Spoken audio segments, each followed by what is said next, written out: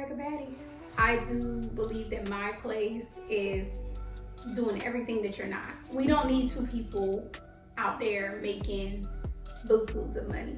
We don't need that. As your better half, I'm picking up where you left off. A lot of times I see like people like, oh, a boss man, if you a boss, what are you bringing to the table? It don't need to be the same thing as you. If you're bringing this to the table, think about a potluck. Oh, this is about to be fun. You come in and you put in a group chat, I'm gonna bring fried chicken and macaroni and cheese. Would it make any type of sense for the person on the receiving end of this group chat to say, oh, I'm gonna bring fried chicken and macaroni and cheese too? No, why are we bringing the same thing to the table to eat? We want diversity. We want to make sure that we got every basis covered. So if you got this basis covered, I don't need to cover that. I cover something else. Welcome to How to Bag A Baddie.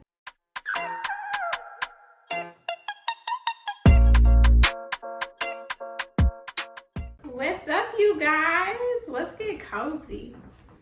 Because when we talk about love, we want to feel warm, we want to feel welcome, we want to feel like nobody's pressured us on anything, you feel me? We're just giving advice, having fun. So I'm going to get real cozy on y'all folks. Let's see. I'm gonna put my feet up. Hold on. Okay.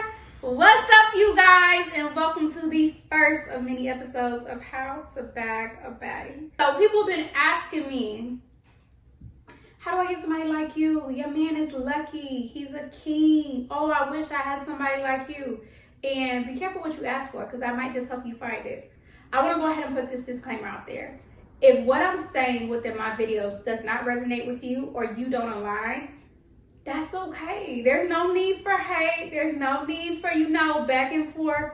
That just means the person that I am does not match up with the person you are. So men, if you're like, oh no girl, you live in the 1960s, we ain't rocking with that, that's cool. That means you're not looking for one of me. And ladies, if you're listening to how I talk and it hits the wrong chord, which I'm sure it will for a couple of you, don't get offended. I'm just not like you. And that's not a bad thing. You'll go find your tribe, you'll go find your men. But for the people who really feel what I'm saying, for the ones that it really just hits that nail on the head, baby, we here and we're here to have some fun. So I guess, how do we define a baddie? To me, a baddie is on multiple levels. So self-wise, I believe in investing in yourself. I believe in learning from like-minded people around you. Never be too good to take advice, but always know what you stand on. Always let your yeses be yeses, your noes be noes, and never stay on that fence. Because when you get there, you start to kind of waver on what you think is right, what you think is wrong, and you'll start to attract those type of people into your life. I'm very cutthroat, very fun, very energetic, big personality, but very much no BS. In a relationship or in my marriage, I am very biblical when it comes to that. Number one, first and foremost, is God. Right up under that is my husband.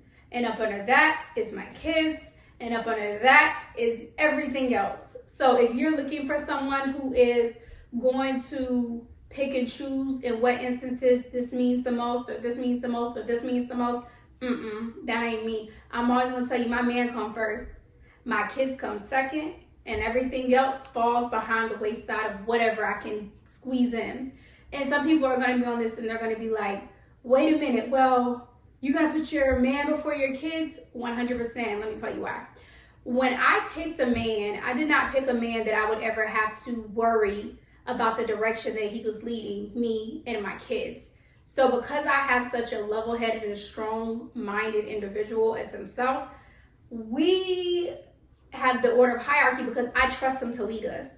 I know he's never going to hurt my kids. I always know that he's always going to do what's in the best interest for me and my kids. So when he is prioritized first, yes, because he is the leader of my house. I'm never going to put my kids over him because I don't have to. He never makes that balance thrown off. It's very much like we're all like this. But if it's ever a time that he needs me, oh yeah, I'm there. I define that as what I think a baddie is. You take care of your man and your man makes sure that everything else is taken care of. That was in the relationship.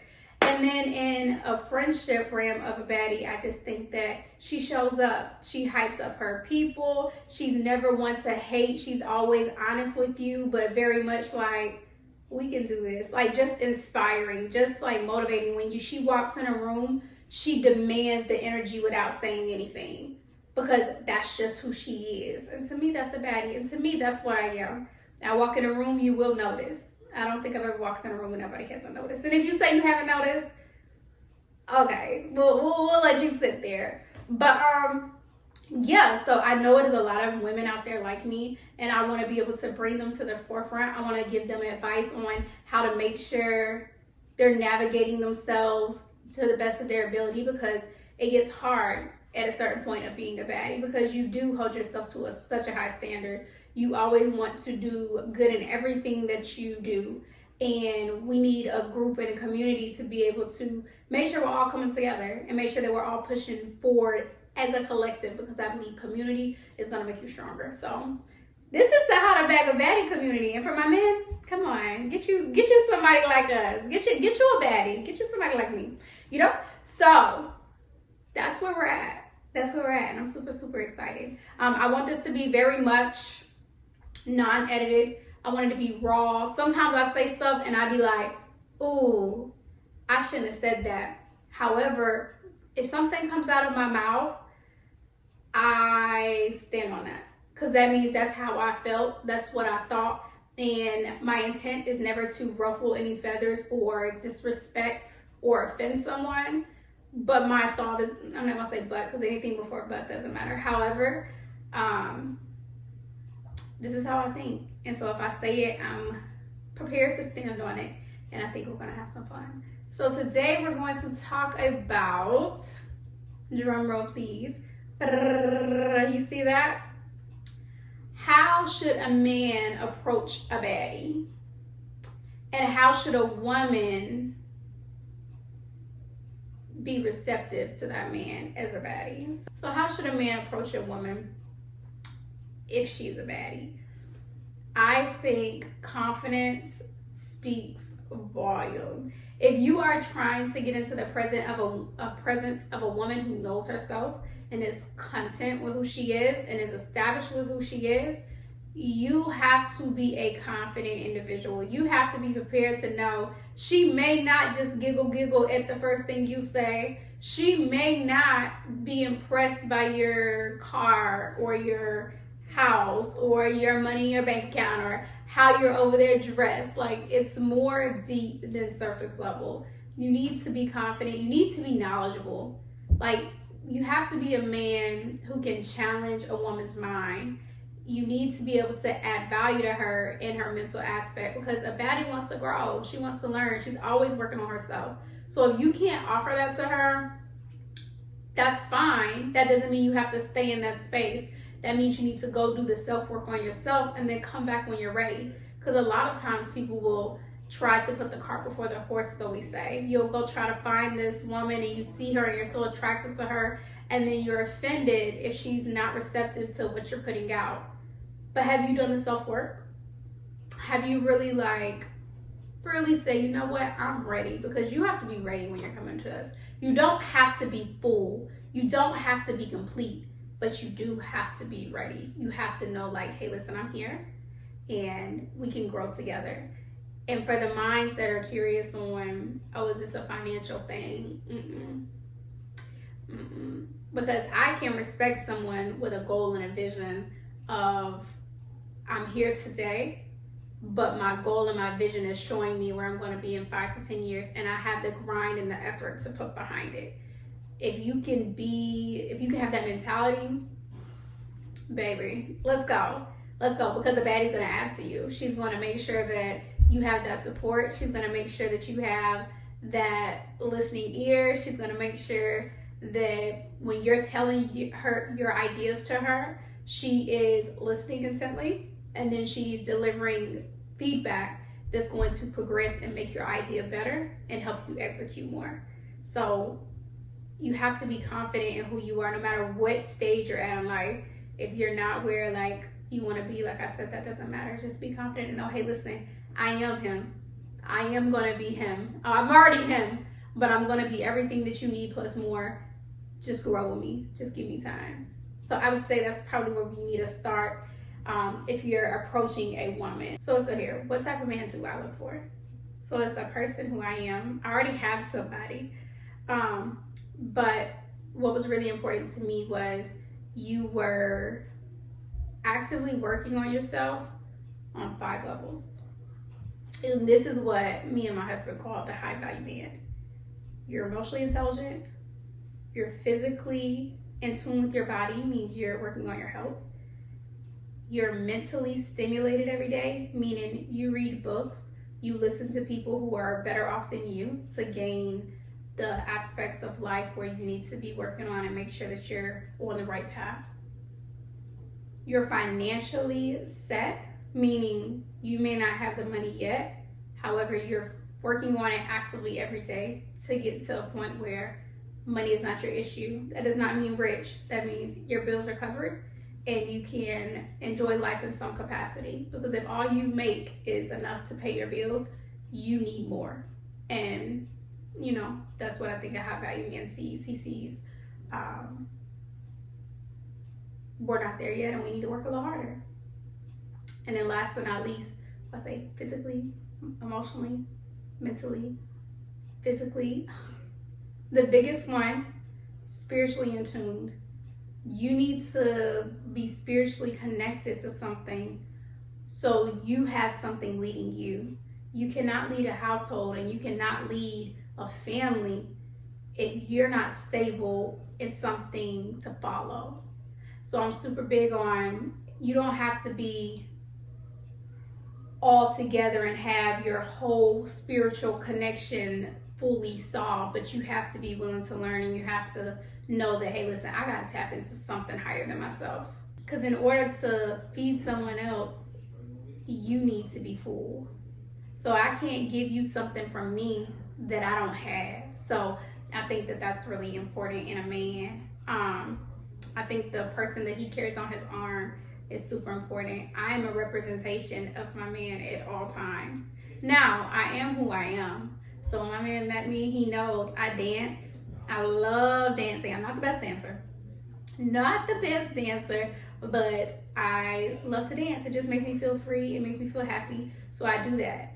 I've always been like a giggler. Like I like to laugh. I'm a rom-com fanatic. I just like to stay in a positive space. And so in order for me, when I'm like that, that's how I feed him. When I keep my energy high, that's how he keeps his energy at bay. Because as a man, like it takes a lot to navigate this world and try to be the best person you can for yourself and somebody else. I recognize that. So I never want to add more to your plate than what's needed. I want to be able to help you clear that plate and then go back and get some seconds. So I really believe like investing in him in the areas that he's not investing, because if that's a high value man, I didn't explain the woman.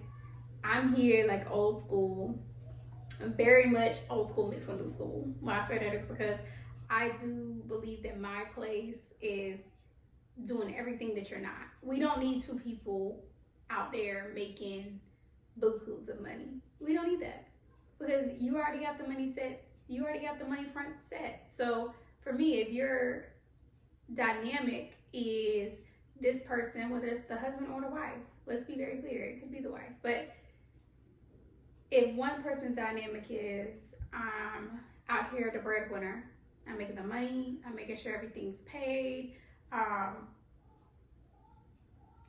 working out, like I'm feeding my mind, that's what I'm doing. Okay, well, what are you not doing? You're not preparing meals. You're not washing clothes. You're not cleaning up.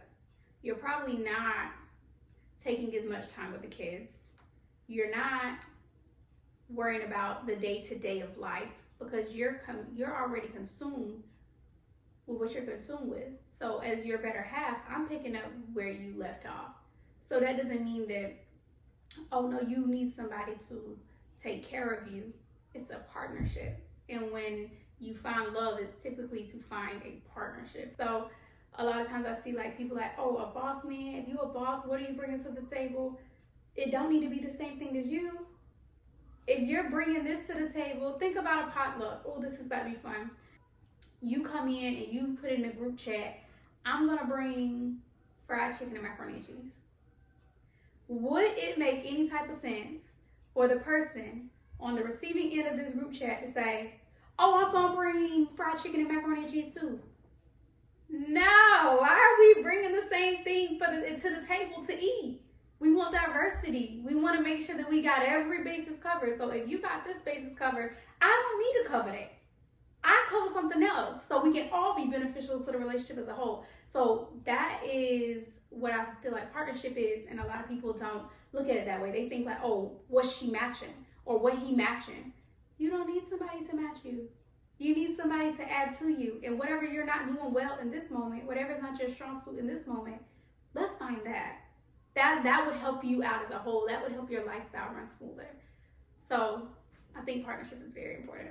So I think lastly, I would say like, money will never, when people say money won't make you happy, that does not mean that finding someone who has money won't temporarily make you happy. 100% it will. 100% it will. But if you find someone who you can be happy with without the money aspect involved, take it out. Then you'll never be miserable when it comes. Because you'll always know, hey, listen, we were good when we were down. We were good when we didn't have anything. We were solid. We were built off more than just financial aspect. So when that financial aspect comes, you are elated. And then if it ever dwindles down, you know how to be happy without it because that's where you started. So I think it's a lot of principles that add up to how to bag a baddie. I think it's a lot of principles that we're going to get to cover in how to bag a baddie. And really, this is just a channel to tell you how to find somebody to love and how to keep somebody to love and be prepared for every season that you may go through. Because when the seasons change, it creates growth. So I'm super excited for this podcast, I guess we can call it. I never wanted to do a podcast. But we're doing it. And I'm really, really, really excited. I am really, really, really excited because I love love.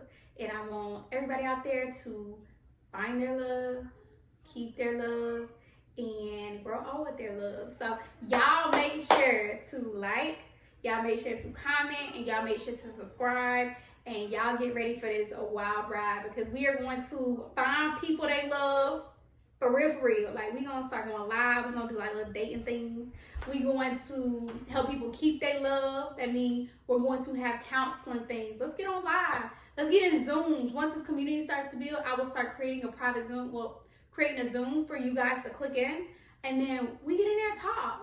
Like, let's make a community. Let's build a community. Let's help each other out and show the world, like, I know it's showing the city girls are up 10 and the city boys are up 25, but we about to show them, no, baby, we winning. Like, we winning for real. So I'm super excited. Until I come back to talk to y'all on another episode of How to Bag a Baddie, I will talk to y'all later. Y'all having a great week, and bye.